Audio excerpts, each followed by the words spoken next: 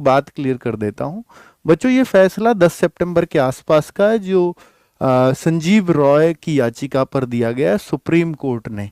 Supreme court ने क्या बोला है कि अब ओबीसी, ईडब्ल्यूएस, एससी, एसटी का कोई बच्चा जनरल में काउंट नहीं होगा। क्या ऐसा बोला है? जी हाँ, ऐसा ही बोला है, लेकिन वो पूरी बात बताऊंगा। उससे पहले आप ये समझ लीजिए कि रूल एक्चुअल में क्या है। इससे पहले रूल क्या था या कैसे आपके मन में चीजें बैठी हुई हैं। तो रूल ये है कि ओबीसी, एससी, एसटी, देखिए बच्चे, आपको इतना तो पता है ना कि जो जनरल कैटेगरी में है ना, उसमें एज मान लीजिए यहां पर 18 से 23 साल है।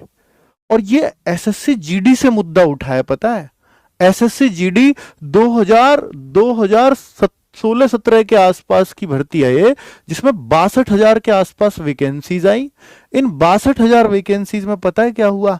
कुछ बच्चों के मार्क्स जनरल कैटेगरी से ज्यादा आ गए, ओबीसी के बच्चे थे, और जनरल कैटेगरी से ज्यादा मार्क्स ले आए कुछ एससी के बच्चे थे जो जनरल कैटेगरी से ज्यादा मार्क्स ले आए। तो वो कह रहे थे कि हमें अब ओबीसी की कट ऑफ चली गई हाई, ओबीसी की कट ऑफ हाई चली गई, जनरल की कट ऑफ कम थी। तो ये कह रहे थे ओबीसी वाले, भाई हमें फिर जनरल में काउंट कर लो, हमें बाहर क्यों रख रहे हो? मान लीजिए ओबीसी की कट ऑफ गई 70, जनरल की कट ऑफ गई 65, अब इस बच्चे के 68, तो इसका ओबीसी में तो सिलेक्शन हो नहीं रहा। तो वो कह रहा है कि भैया मेरे को जनरल में काउंट करो, फिर मेरे को बाहर क्यों रख रहे हो आप? मैं तो जनरल से ज्यादा मार्क्स लेके आया हूं। रूल क्या कहता है सुन लो। अगर जनरल से ज्यादा मार्क्स लाता है कोई बच्चा, इन कैटेगरीज का जनरल से ज्यादा मार्क्स लेकर के आता है, जनरल कैटेगरी से ज्यादा मार्क्स लेकर के आता है, तो वह अपनी कैटेगरी में आरक्षित सीट के बजाय जनरल कैटेगरी की सीट पर काउंट हो जाता है। तो भैया ये जनरल से ज्यादा लाया था, अपनी कैटेगरी के बजाय इसको तो जनरल में मिलनी चाहिए थी सीट। रूल तो ये था, पर ये पूरा रूल नहीं है, ये अधूरा रूल है। रूल पूरा क्या है कि अगर इस बच्चे ने कहीं भी कोई अपनी कैटेगरी का फायदा ना लिया हो तो ऐसा होगा। तो इसने अपनी कैटेगरी का फायदा कहां ले लिया होगा? फायदा यहां ले लिया होगा, जैसे जनरल की एज होती है 18 से 23, ओबीसी के बच्चों की जो एज होती है उसको 18 से 26, 3 साल की छूट दे दी जाती है। वहीं एससी एसटी के जो बच्चों की एज होती है वो 18 से 28 होती है। क्लियर है? तो यहां जो है कि इस बच्चे की एज जो है वो मान लीजिए 24 साल थी। अब ये बच्चा जनरल से ज्यादा तो लेकर के आया मार्क्स, लेकिन इसकी एज तो जनरल वाली नहीं है, तो इसलिए इसको काउंट नहीं करेंगे। यही एग्जैक्टली सुप्रीम कोर्ट का फैसला है। और ये बच्चे इस बात पर लड़ रहे थे, नहीं पहले ऐसा कर चुके हो आप।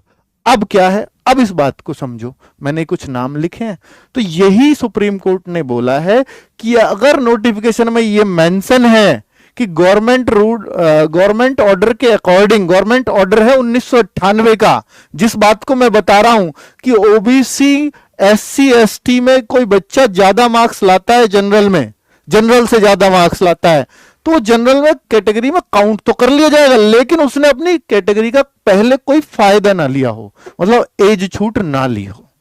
फायदा तो एज छूट में ही होता है। तो अगर उसने एज की छूट पहले ही उस कैटेगरी का फायदा ले लिया, तो अब उसको आगे फायदा नहीं मिलेगा, चाहे कट ऑफ में हो चाहे कहीं भी हो। फिर वो अपनी कैटेगरी में ही रहेगा, चाहे वो कट ऑफ ज्यादा जाए चाहे वो कट ऑफ कम रहे। ये रूल था। तो भाई सेम चीज दोहराई है सुप्रीम कोर्ट ने। लेकिन ये इतना मुद्दा बना क्यों? बना इसलिए 15-16 की भर्ती थी, तो भाई 2017 में हाई कोर्ट ने इन बच्चों के फेवर में डिसीजन सुना दिया कि हाँ, इन बच्चों के ओबीसी कैटेगरी में अगर ज्यादा मार्क्स है तो आपको जनरल में काउंट कर लेना चाहिए, इन्हें अनारक्षित करिए आप। और ये काउंट, इसके लिए गवर्नमेंट गई थी फिर सुप्रीम कोर्ट इस ऑर्डर को लेकर। अब सुप्रीम कोर्ट ने कहा है नहीं हो सकते, रिवर्स कर दिया, हाई कोर्ट के ऑर्डर को पलट दिया। फिर हाई कोर्ट ने किस बिहाफ पे कर दिया था? हाई कोर्ट ने इस बिहाफ पे कर दिया था, एक जितेंद्र कुमार जी थे, वो 2010 में एक यूपी का एक लोकल कानून था, लोकल कोर्ट था, उसमें डिसीजन सेम टू सेम लिया गया था कि भाई वहां एज वेज को ना देखते हुए सीधा ओबीसी का बच्चों को सीधा जनरल में काउंट कर दिया गया था, सबको, अगर उनके मार्क्स ज्यादा थे तो। एज को नेग्लेक्ट करते हुए हाई कोर्ट ने इस बिहाफ पे फैसला सुनाया, तो हाई कोर्ट अपनी जगह सही हो गया। अब सुप्रीम कोर्ट ने फिर इस बात को कैसे पलटा कि भाई आप इसका क्या जवाब देंगे? विपक्ष के वकील ने बोला कि ऐसा तो पहले भी हुआ है, हाई कोर्ट ने तो इस आधार पे दिया था। तो फिर उन्होंने बोला कि भाई ये लोकल कोर्ट है और ये स्टेट गवर्नमेंट का मामला था, अब है सेंट्रल गवर्नमेंट का मामला। तो इस सेंट्रल गवर्नमेंट के मामले में, और इस नोटिफिकेशन को पढ़िए, नोटिफिकेशन में साफ साफ लिखा है गवर्नमेंट ऑर्डर के अकॉर्डिंग इसमें किया जाएगा कैलकुलेशन। ये एसएससी जीडी के उस 2015-16 के नोटिफिकेशन में साफ साफ लिखा हुआ था कि उसके अकॉर्डिंग डिसीजन लिया जाएगा। तो भाई डिसीजन उसी के अकॉर्डिंग सुप्रीम कोर्ट ने बोला कि गवर्नमेंट ऑर्डर 1998 का ये कहता है कि ओबीसी एससी एसटी का फायदा नहीं दिया जाएगा अगर वो पहले से कोई छूट ले चुका है, तो उस कैटेगरी का फायदा ले चुका है। तो यही बोला कि ओबीसी में मार्क्स चाहे ये कितने भी ज्यादा ले आए, एससी वाले मार्क्स चाहे कितने भी ज्यादा ले आए, लेकिन ये एज में छूट ऑलरेडी ले चुके हैं, इसलिए जनरल में काउंट नहीं होंगे। ये था फायदा। और ये तो भाई सब जगह चलता है। फिर ये बच्चे चले गए, हर साल यही होता है, उस चीज को ही दोहराया है। ऐसा नहीं है कि ये विपक्ष में हो गया है, फैसला बिल्कुल पलट गया। तो बच्चों इस बात से नहीं घबराना है आपको इसलिए मैं क्लियर करने आया हूं इस डिसीजन को। तो ये बिल्कुल ये रूल है, लेकिन इसमें एज छूट की बात, एज छूट अगर ना ली हो तो ये बात फॉलो होगी, अगर एज छूट ले ली है तो ये बात फॉलो नहीं होगी। फिर आप ओबीसी में ही रहोगे, आप एससी में ही रहोगे, आप एसटी में ही रहोगे, आप ईडब्ल्यूएस में ही रहोगे। ठीक है, क्लियर हो गया बात बच्चों? तो अभी हम क्या कह सकते हैं, क्या अब कोई बच्चा ओबीसी एससी या एसटी का जनरल कैटेगरी में नहीं जा पाएगा? अरे भाई जा पाएगा, अगर एज उसकी जनरल वाली है तो वो बिल्कुल जनरल में जाएगा, बिल्कुल जनरल में जाएगा।